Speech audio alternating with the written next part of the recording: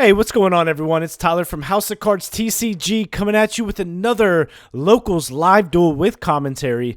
This time, we have Ben with his Salamangreats. And if you didn't see in the last video, he was able to 2-0 Shane's Sword Soul Tenyi deck, and he was able to take them down. So this time, it's going to be Ben's Salamangreats up against my virtual world. I am on the right. So this time it's going to, last video was Shane live dueling. This time you're going to see me live duel. And we are going to go into this Salamangreats versus Virtual World live at Locals. And let's hop right in. House of Cards TCG.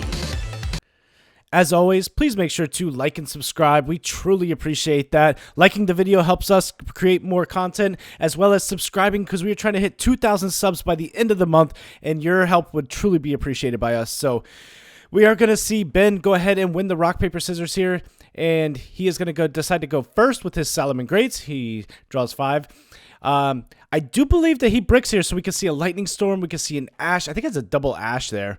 Double Ash, Lancia, Lightning Storm. What else we got here? And a Signet Mining. So unfortunate. Oh, DD Crow. He's got Ash, DD Crow, Lightning Storm, Lancia. That is insane. All right, so we're playing Virtual World, so this is going to hurt us here. So we're going to start with the Water Adamancipator. Or not Adamancipator. I'm sorry. Water Enchantress. He's going to go ahead and ash that. So what she does, what the water does, is she searches the right of Armisia. I forget how to say it. But as you can see, we opened it in our hand. So it was a bait. So we're going to go ahead and special summon out a token with the right. And then to resolve it, you're going to actually activate the Fateful Adventurer. But it activates on the field. It doesn't use the effect.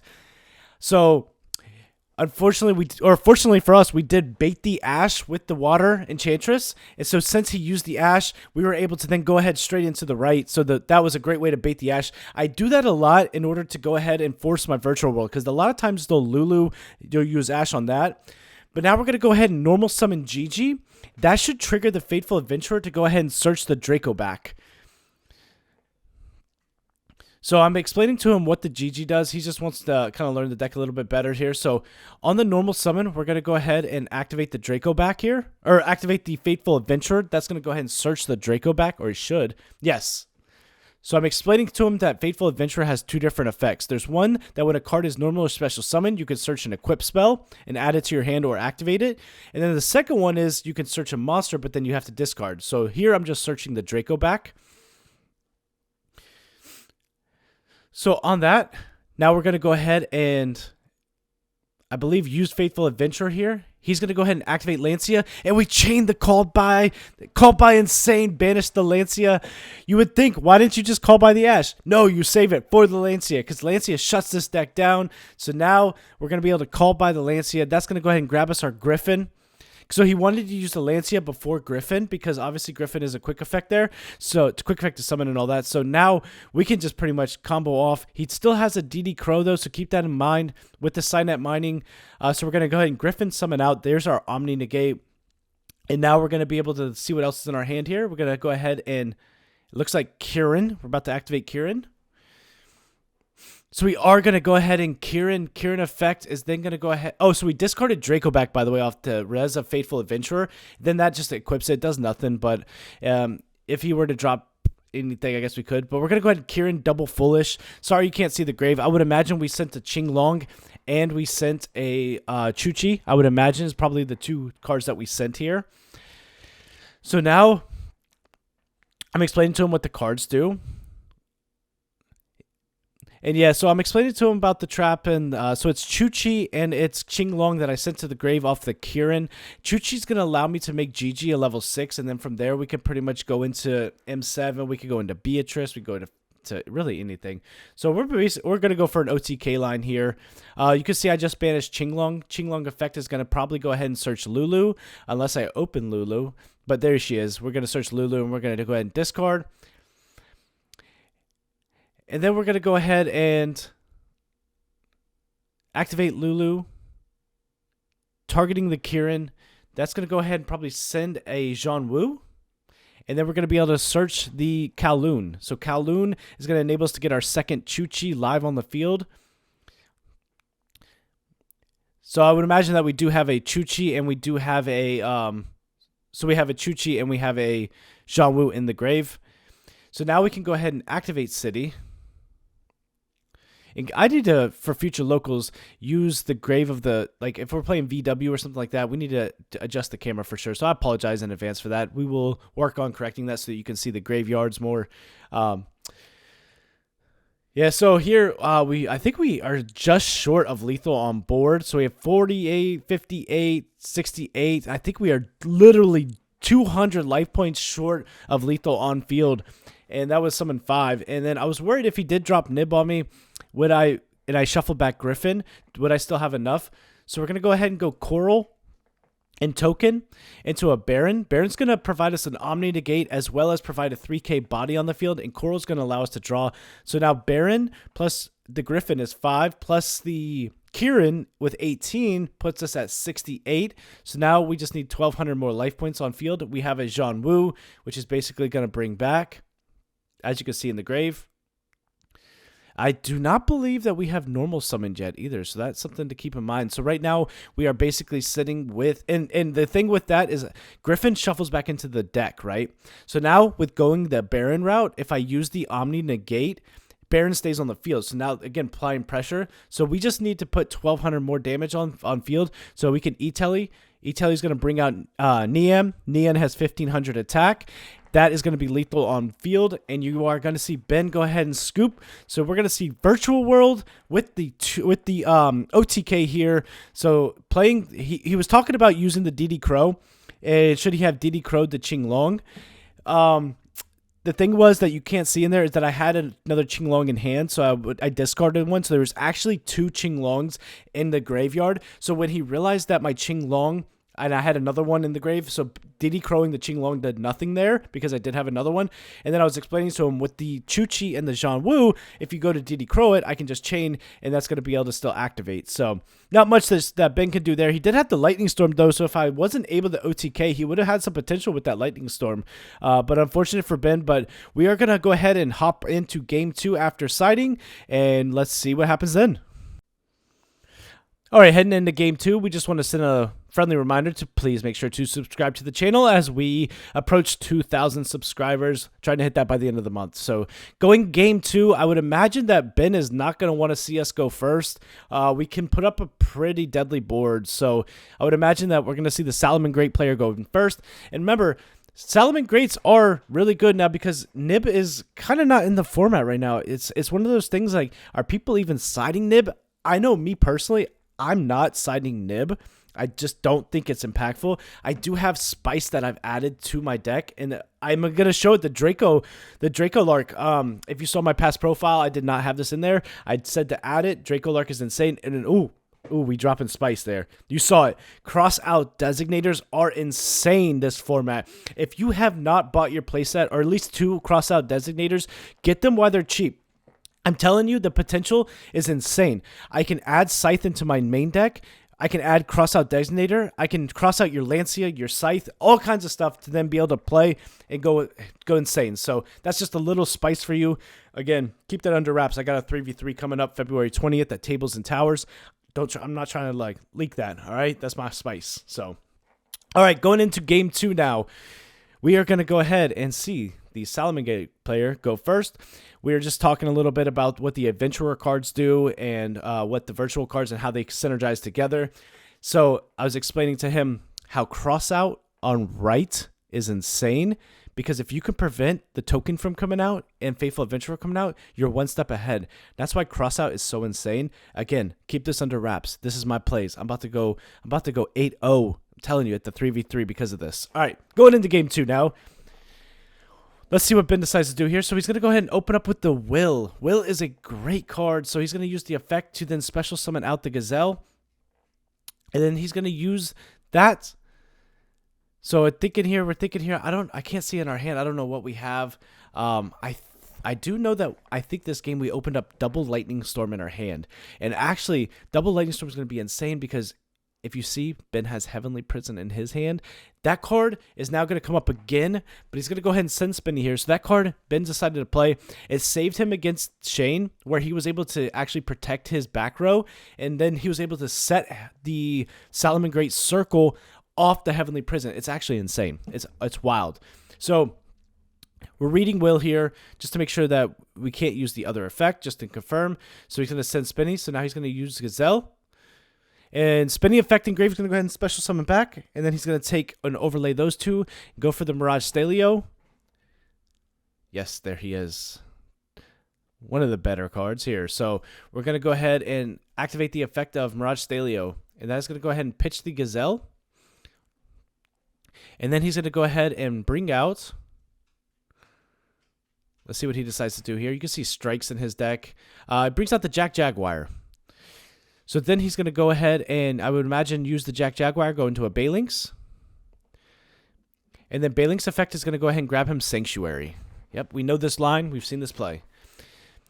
And then he could go ahead and activate the Sanctuary, and that's going to allow him to link summon the Balinx using a Balinx. So we're probably going to see him go Balinx. And that's going to provide protection in the grave, if you're wondering what that does. So now he can protect a Salamangreat player. Oh, he's going to take the two. He's going to take Balinx and the Mirage Stelio and go for the Sunlight Wolf. All right. So we're going to use the Jack Jaguar effect. That's going to shuffle back the Mirage Stelio, special summon it back, trigger the Sunlight Wolf. Then that's going to go ahead and tribute itself and... Or Link, I'm sorry. Go for a Link there. So we're going to go for another Sunlight Wolf. And in his hand, as you can see, it looks like we have a Roar. We have, I couldn't see the Roar, Heavenly Prison.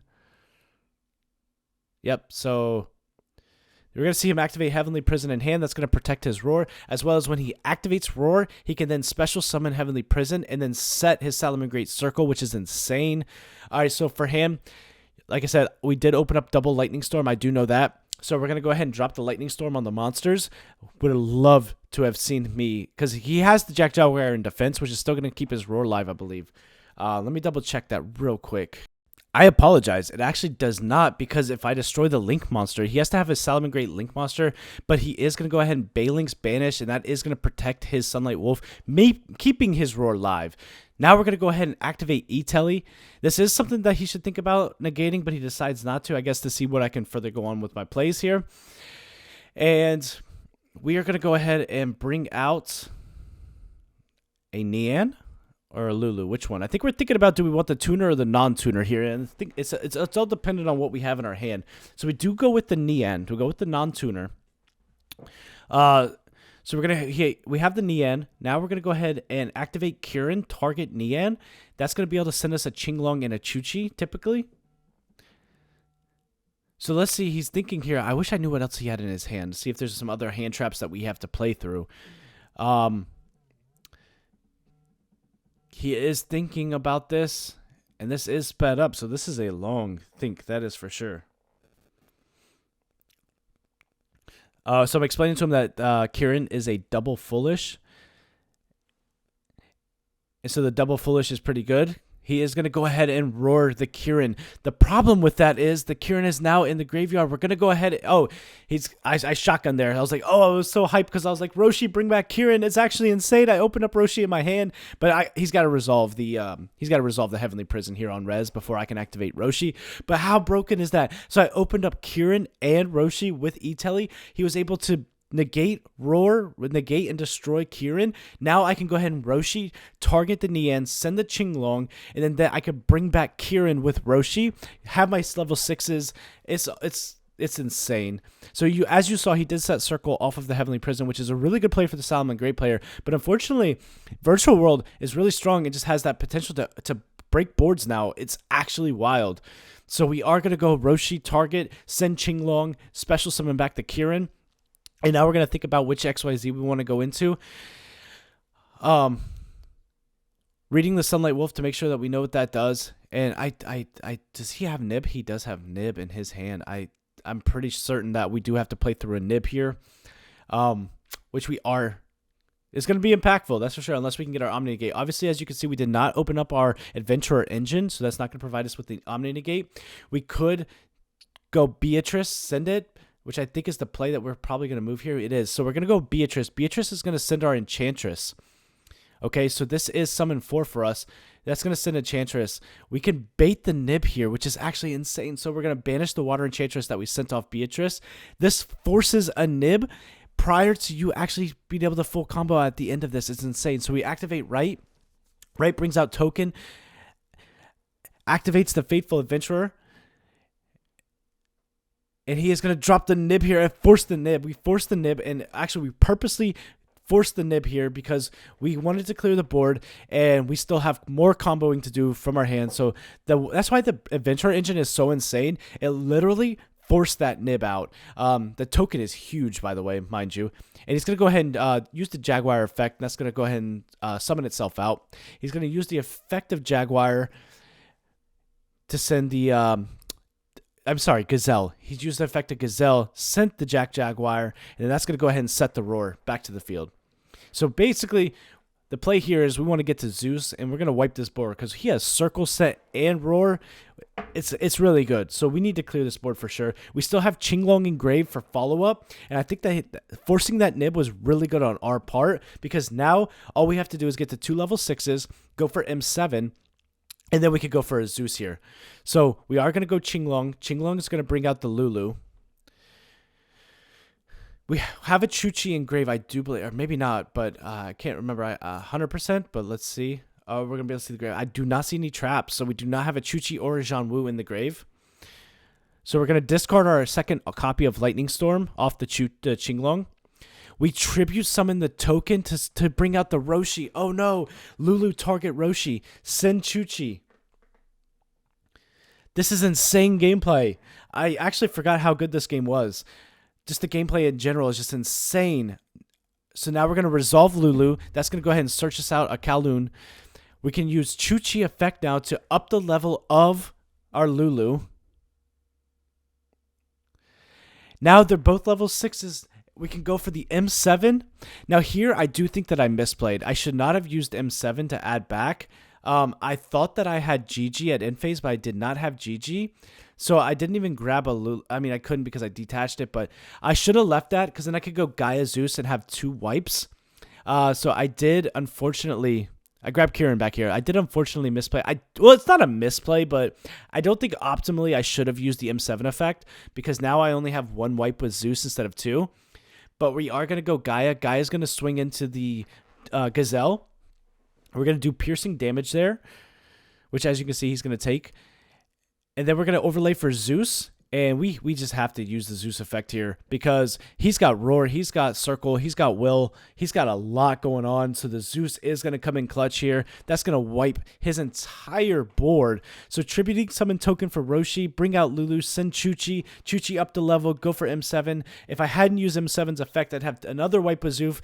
Now we can use City, activate Chuchi. That's going to provide us a pop on top of having Zeus on the field. So we still have an interruption with Chuchi.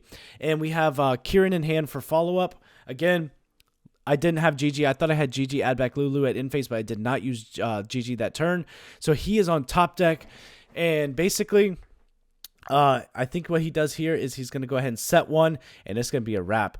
Because, like I said, it's pretty much good for us. So we're going to go ahead and shuffle so we can draw because he's going to go ahead and set 1 pass to us. And then we draw. And we are going to see what we have. We know we have Kieran. And we top deck a GG. GG, target Chuchi. That's going to send a Qinglong. Specials out GG. That's going to go ahead and add an end phase. We still have a Kieran in hand as well. I think that we have to use Qinglong here. And we're going to have to discard Kieran, unfortunately, because we need to get access to a tuner here. Or a Roshi. Or something like that. I think we grab Roshi. Yeah, we're going for game here. So we discard the Kieran. Roshi effect. Target the Chuchi. That's going to go ahead and send a Zhanwu. Roshi's going to go ahead and summon back. We have Nian engrave as well. So we could bring back a Lulu.